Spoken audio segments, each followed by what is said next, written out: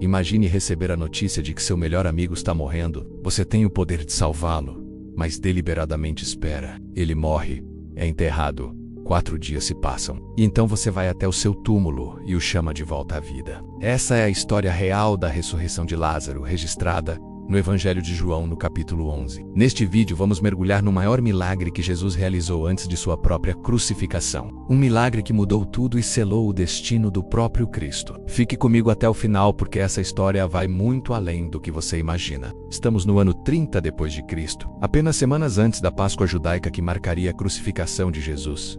A tensão política em Jerusalém estava no auge. Os romanos ocupavam a terra de Israel há décadas, e qualquer movimento messiânico era visto como ameaça tanto pelos ocupantes romanos, quanto pelos líderes religiosos judeus, que temiam perder seu poder e privilégios. Jesus já havia realizado inúmeros milagres. Curou cegos, leprosos, paralíticos, multiplicou pães e até acalmou tempestades. Mas nada do que ele havia feito até então se compararia ao que estava prestes a acontecer. Betânia era uma pequena aldeia localizada a cerca de 3 quilômetros de Jerusalém. Era um lugar tranquilo, onde viviam Lázaro e suas 2 irmãs Marta e Maria. Essa família tinha uma relação especial com Jesus. Eles eram amigos próximos, e Jesus frequentemente se hospedava em sua casa quando visitava a região. A história começa de forma dramática. João capítulo 11, versículo 1 nos diz: Estava enfermo Lázaro, de Betânia, da aldeia de Maria e de sua irmã Marta. As irmãs estão desesperadas. Elas sabem exatamente quem pode ajudar. Então enviam uma mensagem urgente a Jesus. E prestem atenção nas palavras escolhidas no versículo 3.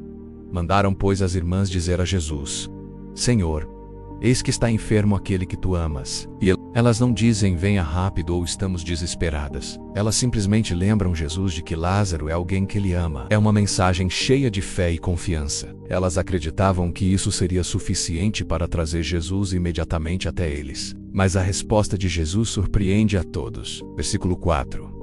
Jesus, porém, ouvindo isto, disse: Esta enfermidade não é para a morte, mas para a glória de Deus, para que o Filho de Deus seja glorificado por ela. E então vem a parte que parece impossível de entender.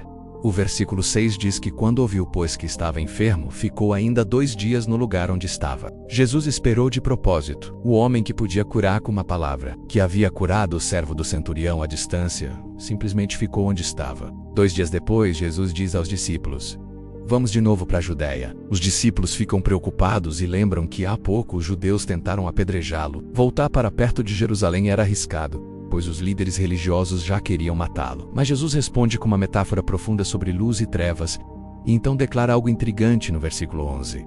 Lázaro, o nosso amigo, dorme, mas vou despertá-lo do sono. Ou os discípulos, pensando literalmente, respondem no versículo 12. Senhor, se dorme, ficará bom. Mas João nos explica no versículo 13, Jesus, porém, falava da sua morte. Mas eles cuidavam que falava do repouso do sono. Então Jesus ele é direto. Versículo 14, Lázaro está morto. E aqui vem uma declaração extraordinária no versículo 15. E folgo por amor de vós de que eu lá não estivesse, para que acrediteis. Mas vamos ter com ele. Jesus está dizendo que se alegra por não ter estado lá.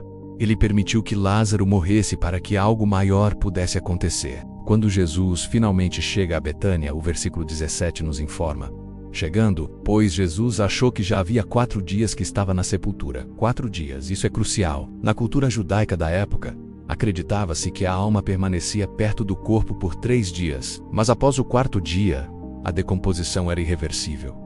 Não havia mais esperança. Lázaro estava definitivamente morto. Muitas pessoas haviam vindo de Jerusalém para consolar Marta e Maria, como era costume. Quando Marta ouve que Jesus está chegando, ela corre ao seu encontro, deixando Maria em casa com os enlutados. E as palavras de Marta no versículo 21 expressam uma mistura de fé e dor. Senhor, se tu estivesses aqui, meu irmão não teria morrido. Há um tom de lamento nessas palavras, mas então ela demonstra sua fé contínua no versículo 22. Mas também, agora sei que tudo quanto pedires a Deus, Deus te concederá. Jesus então faz uma declaração no versículo 23.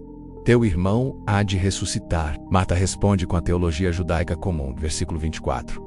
Eu sei que há de ressuscitar na ressurreição do último dia. Ela está pensando no futuro distante, na ressurreição final que os fariseus ensinavam. Mas Jesus ele está prestes a revelar algo revolucionário. Os versículos 25 e 26 contêm uma das declarações mais poderosas de todo o Evangelho. Eu sou a ressurreição e a vida. Quem crê em mim, ainda que esteja morto, viverá, e todo aquele que vive e crê em mim nunca morrerá. Crês tu isto? Jesus não está apenas dizendo que ele pode ressuscitar pessoas. Ele está dizendo que ele é a ressurreição, a própria fonte da vida. Marta então vai chamar Maria secretamente, dizendo no versículo 28, o mestre está aí, e chama-te. Maria se levanta rapidamente e vai ao encontro de Jesus.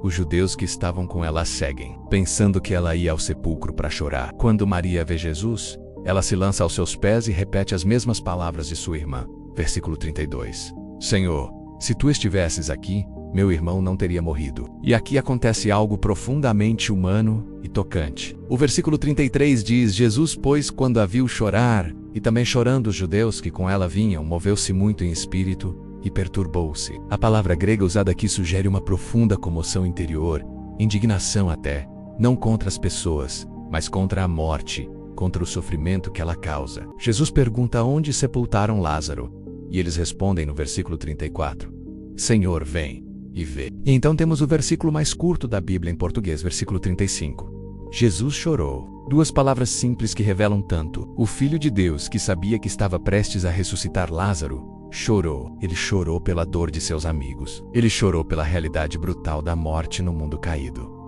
O versículo 38 nos diz que o túmulo era uma caverna, e havia uma pedra sobre ela, típico dos sepulcros judaicos da época. Então Jesus dá uma ordem surpreendente no versículo 39, tirai a pedra. Marta imediatamente protesta, e suas palavras são brutalmente honestas.